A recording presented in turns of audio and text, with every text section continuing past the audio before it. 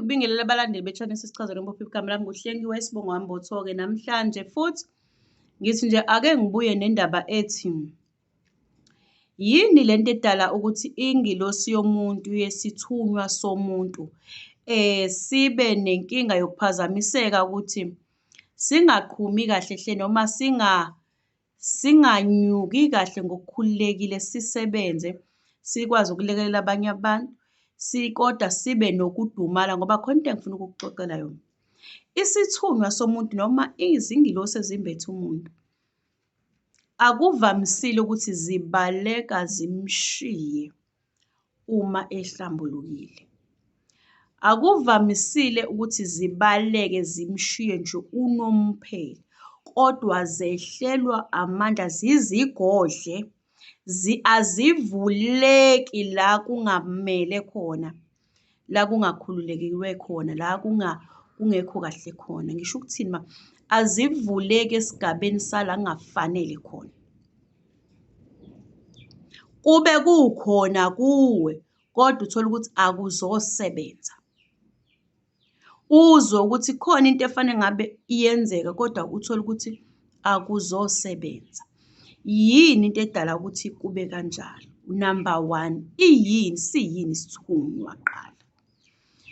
Isithunywa umoya osuke usebenza ngawe, uletha imiyalezo nemibono nezinto ezizokwenzeka, nokuqoqa lonke ulwazi ofanele ngabe uyalazi ngabantu abangasekho, ngabantu ababekhona, ngabantu abasazoba khona. Umuntu lona okwazi ukugijima zinkalo zonke ngokomoya, okuletha yonke into ephathelene nesimo sempilo esiphilwa nguwe kanye nesimo sempilo esiphilwa ngabanye abantu abangasibona abasekini noma abangasibona abakini. Akwabantu abathola ukuthi nje bakhelene nawe, ngabe baletha imiyalezo emihle, ingabe baletha imiyalezo efunwa abantu bakini abangasekho. Kusho ukuthi ngiqonda ukusho ukuthi umuntu lona okwazi ukuba ngaphakathi kuwe, osebenza njengomntwana ukulekelela impilo ephilwa uwena, ukuhamba indlela yakho ngaphambi kokuthi wena uyihambe ngokwenyama, ugijima indlela wena ongakayigijimi ngezinyawo zakho, ukukubhekela kuleya ndawo ukuthi le ndawo ozoyihamba kufanele ibe kanjani ngokokudala kwakho, ngendlela wena uNkulunkulu wakuhlela ngakhona. Kwesinye isikhathi ugijima indlela wena ongazobona ukuthi uzogcina usuyihambile, akwenze umoya wakho wenze le nto ozothi uma usuyenza ngaleso sikhathi ube usuyayikhumbula ukuthi hawu, le nto ngike ngayibona. Uthole ukuthi uyenza ngokuthi wena ake ngenze lokhu noma sengicabanga ukwenza lokhu. Uthole ukuthi usuzothi uma uphakathi naphakathi usuyakhumbula ukuthi no, le nto lena ngathi ngike ngayibona, le nto ngathi ngake ngayiphupha, noma le nto ngathi ngake ngayenza ngokuphambilini. Kuyini lokho? Yilo muntu okuyena ogijima phambili ngaphambi kwakho, okuyena oletha yonke into ewumbono wokuphila, kokuphila kabani kwakho ngokwenyama emzimbeni wala emhlabeni, ephila ngaphakathi kuwena. Uyeyona nto le ebizwa ngokuthi isithunywa esixhumanisa izingilosi ngabe ezomhlaba, ingilosi zasezulwini, izingilosi zonke zemvelo, ngize kuye ngisho nasezilwaneni impela konke. Uthole ukuthi unolwazi layo wonke umoya wenzeka kephi uyakwazi, ake ngisho nje singasuni nalo, uyakwazi ukufinyelela entweni ezothinta wena, kwazise ngabe isilwane leyo nto, ngabe umoya omuhle, ngabe umoya ozodlulisa umuntu, ngazo zonke zezigaba zezinto ezithinta wena, ezifanele wena ube njani, uzazi nangezinto ozobe uzithunywa ufanele udlulisele kwabanye abantu. Uyathatha leyo myalezo alethe kuwe, wena mase uyadlulisela kwabanye abantu. Isithunywa leso. Leyo nto leyo ifana nomntwana othunywayo phansi phezulu.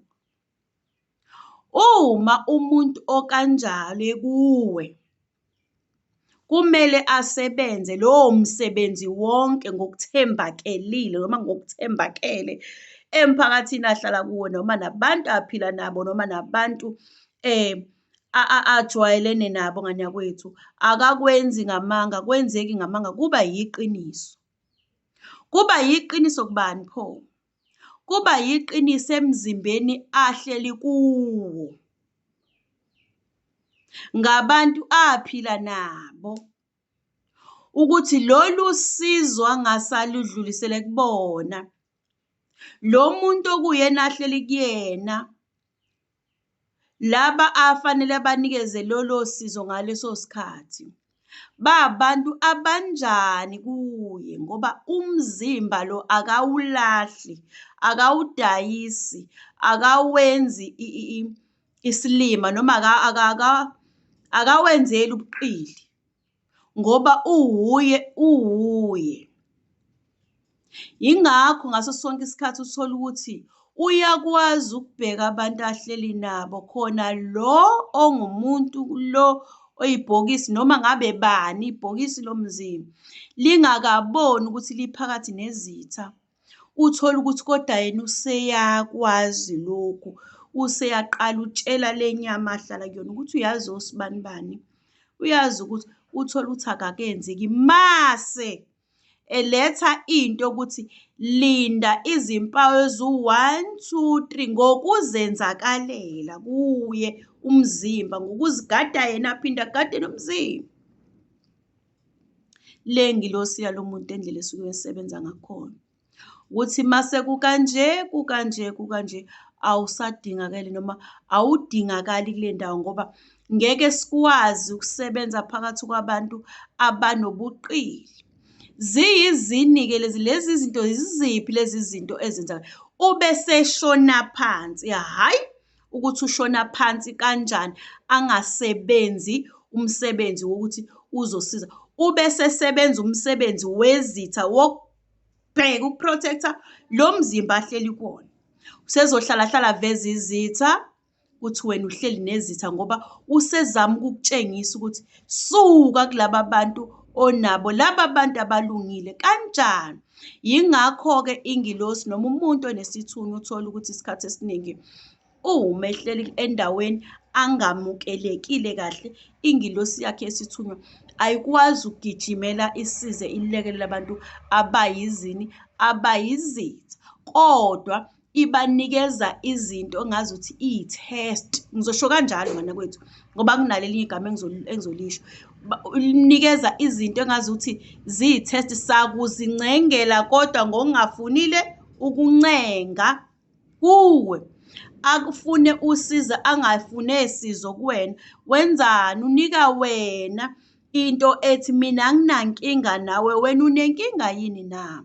Ukuvulela isandla kodwa engavule isandla ngoba ezondile kodwa ebheka umoya wakho ukuthi le nyama engiza ngayo kuwe uyafisa yini ukuthi kube umuntu eningenankinga nayo, uzokulekelela kuleyo yinto leyo.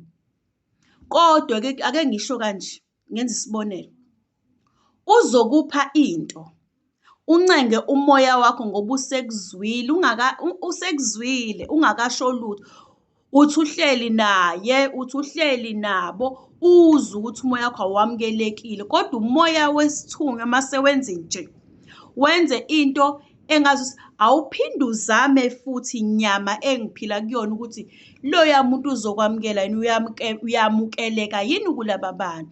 Zama ukwenza okuhle kubona, uzama ukwenza lokho okuhle ngokungaceliwe, ngokungaphoqiwe. Ulethe usizo laziyo ukuthi bebelingeke belithole nandawo, ulethe into eyisidingo obonayo ukuthi bebezoyidinga manje, ufike wena uyenze ngoba igazi lakho nenyama yakho nomphefumulo wakho akusiko nalokho abakufunayo. Bazokumboza bekunyathele ngeenyawo kube ngathi awukaze wenze lutho.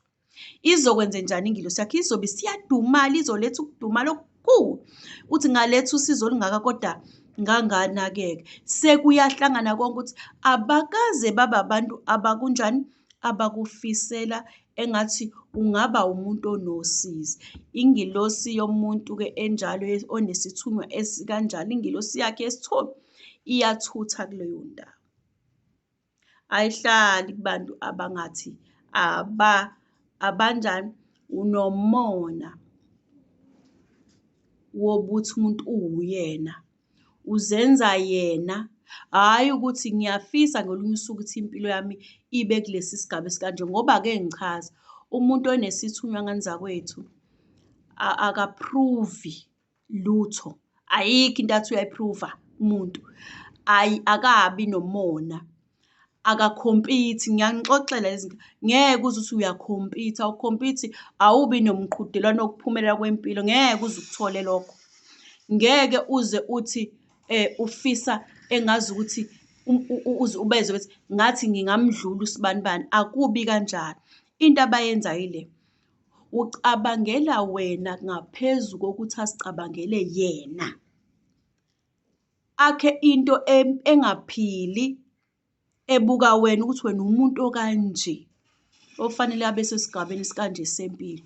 Ayakhe leyo yinto ngamazwi. Khumbula phela iy'ngane zakwethu, amazwi akho iwona adala into ukuthi yenzeke kwesinye isikhathi. Yingakho izinto eziningi zilethwa ngemiyalezo. Umyalezo olethwa ngumuntu iwona osebenza empilweni yomuntu. Umyalezo wakhiwa umuntu othize okufisela okuhle mfowethu, ngokukuthandazisa, ngokuletha imiyalezo. uNkulunkulu ukuletha imiyalezo akufisa ekucelisa nakubantu bakini. Bayakuveza ukuthi usibanibani ufisela omunye okuhle. Yingakho kuthi ungamfiseli okubi umakhelwane wakho, ngoba leyo yinto awuyazi, izohamba njengoba injalo yamazwi. Awuyazi ukuthi uma ifika laphana ishaya ibuya iyakubani.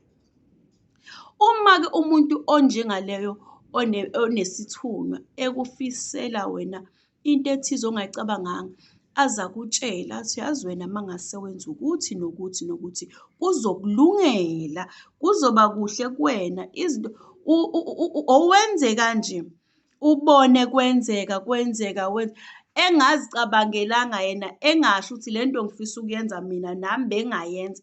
Akenjalo, akanjalo. Abanjalo abantu abanesithunywa wey'ngane zakwethu.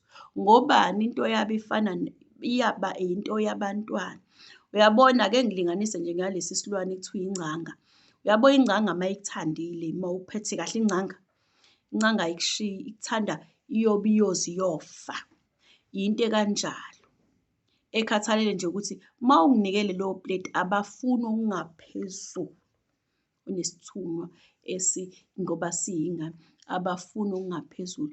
Uma-ke wena benza zonke lezi zinto ukuthi bacabangela wena beze beyenze into iphile, uthole ukuthi ithi siyenzekile into, wena ujike uthi uyabona into ethize ngayenza kanjena, mina ngazilungisela ngathi kanje. Usukhohlwe ukuthi le nto iqhamuke kanje, nayenza kanje. Usunyathela amandla, usunyathela ukunconywa nje, ukuthi uncome nje lo muntu ukuthi hhayi bafethu mina ngike ngalekelela usibanibani, wangitshela ukuthi hhayi ukuthi usukhipha into uyamnika. Lelo gama nje elithi hawu uyazi ukube kanje kumina, umbono othize ngiwuthathe kubani, sazama kanje kanje kwenzeke.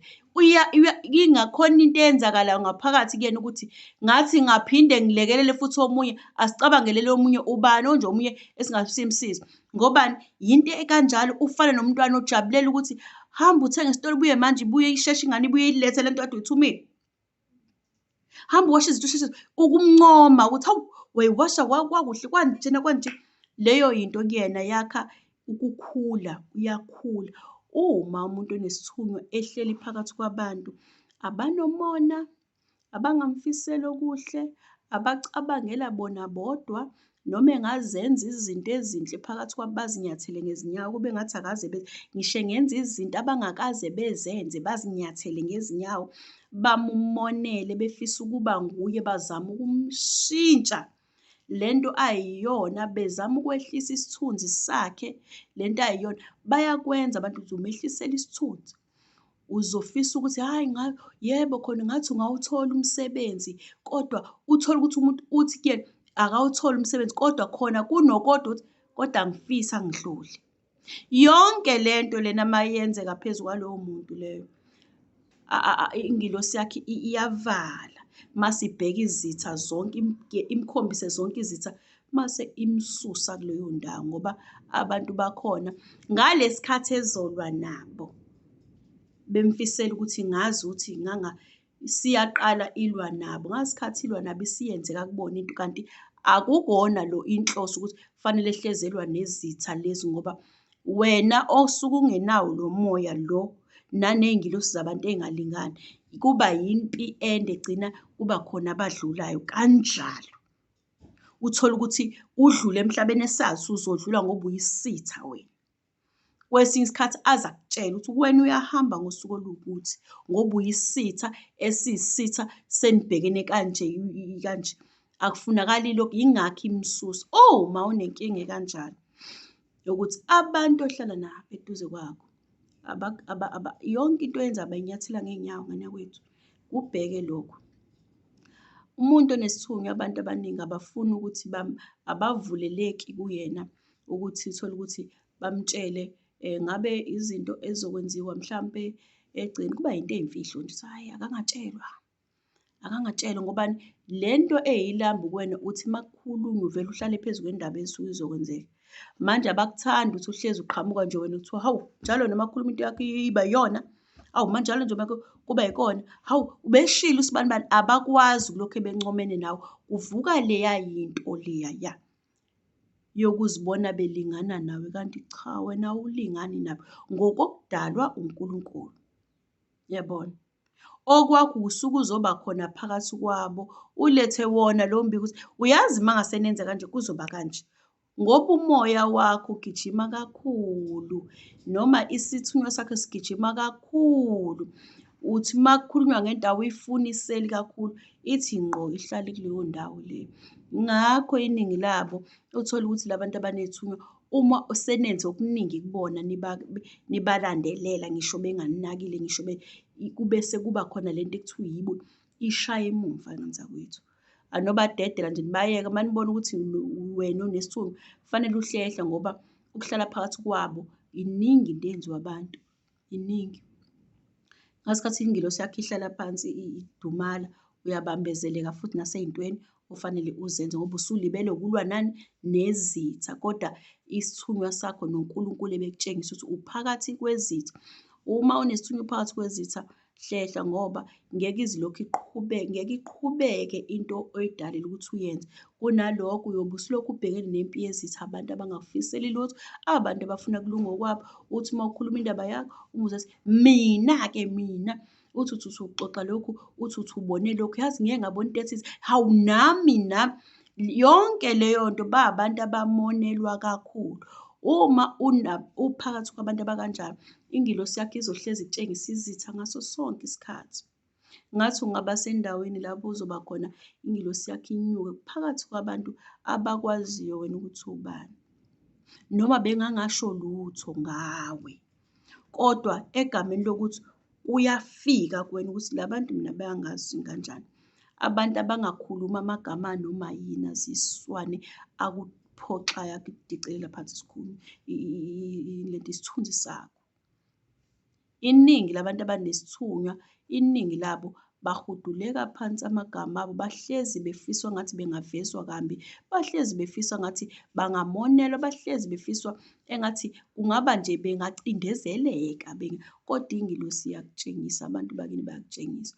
Uma esesigabeni esikanjalo, zama phela ukuthi ube umuntu ohlala phakathi kwabo noma ube sendaweni yabantu ozothi unabo bengakudonsi i-energy yakho iphelele phansi. Ngoba leyo yinto iyenza ugcina usungasazazi umqondo wakho uphithane uthi. Yenza into efunwa nguwe. Khumbula into efunwa wena, into ejabulisa wena, into ethandwa wena, into ekwenza ukuthi ya uma ngikwenzile lokhu ngikwenzile. Ngoba kuzohamba kufike esigabeni sokuthi abanye bagcina sebengena ezintweni, uthole ukuthi umuntu sengene ngisho ema-drugs-ini ngoba ufuna ukungena, ufuna ukuy'faka ngenkani ukuthi indaba bengangithanda, abangifuni mina osibanibani, ungay'faki, ungazifaki lapho.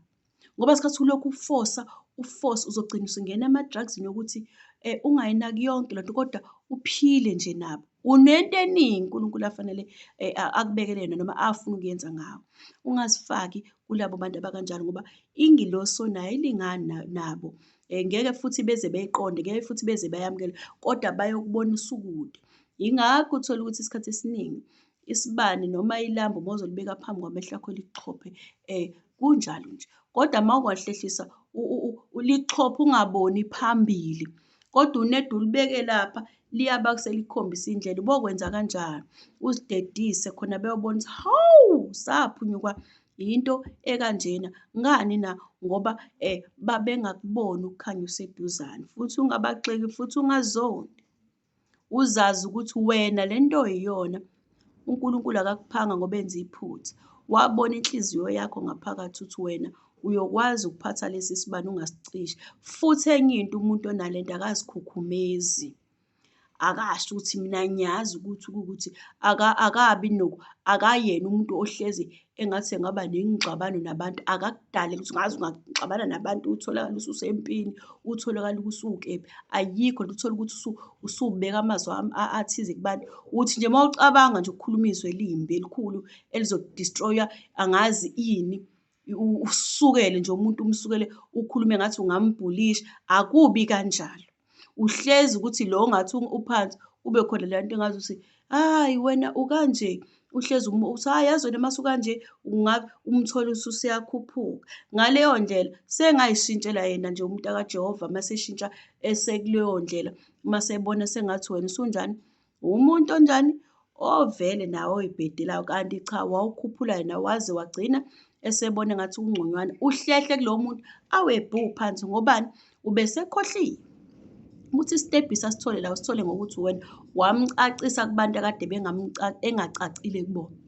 Wambeka kulozi baze babuza uzwana nosibanibani ngobani, ngoba nje lo akacacile. Bakhona abantu abanjalo, yindaba uzwane nabo, yindaba uzwane nalo. Kanti inkinga akusikona ukuthi uzokwenza umngani, uzogqamisa ubuyena.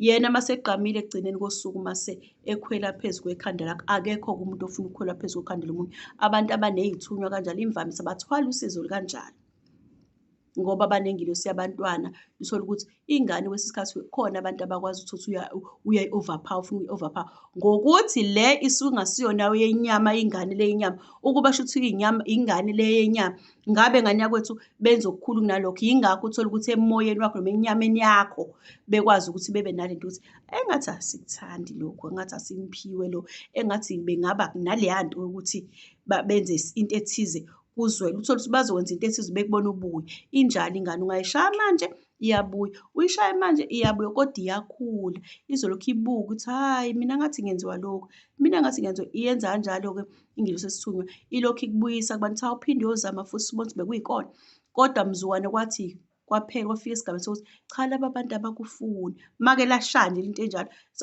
abakudingi, suke sekuphelile-ke.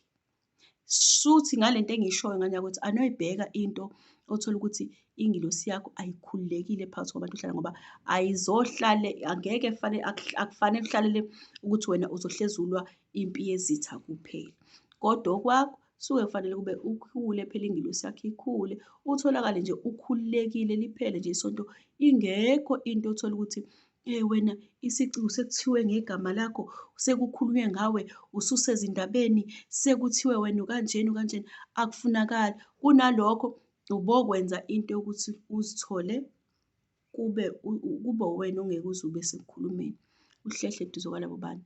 Abantu babekukhulumisa, zama enye indlela ukuthi hayi iyiphi enye indlela engazama ngayo, khona ingilosi yakho ingeke izigcine isishone phansi. Ngoba uma udalwe waba nengilosi esithunywa kanjalo, ugcina ungasazazi ukuthi kufanele wenzeni, ngoba abantu beletha leya nto yokucindezela. Kanti ngesikhathi usucindezeleka bayajabula ngoba baphakama ngawe. Kuthiwa usibanibani, niyambona usenjani, niyambona. Kanti izinto abazilethayo ezingafunakali kuwena, ezikucindezelayo.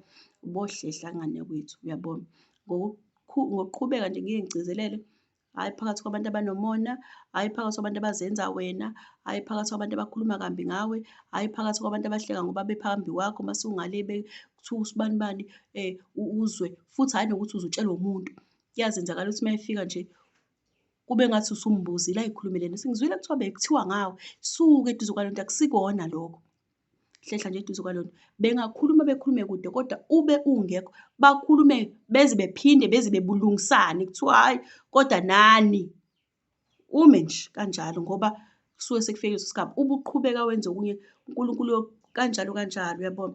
Ngoba ukudalelwe lokhu, ungaphiki nabantu abafuna ukucindezela wena ngoba wena unjani, unikezwe ingilosi yokuthunywa ukuthi ukwazi ukulekelela abanye abantu. Uma ingilosi yakho ishone phansi, ngeke ukwazi ishone phansi libele ukulwisana nezitha, ngeke ukwazi ukulungisa isiza abanye abantu abadinga usizo. Ngalesi sikhathi ingilosi yakho isikwazile ukuthi isimame, ikhululekile, iyakwazi ukubamba imibono nezinto zonke ezithize kwabanye abantu. Ngisho ekulaleni kwakho, usukume uhambe usebenze, uhambe hawu ngibona ukuthi uzuqhubeke wenze lento oyithunyiwe.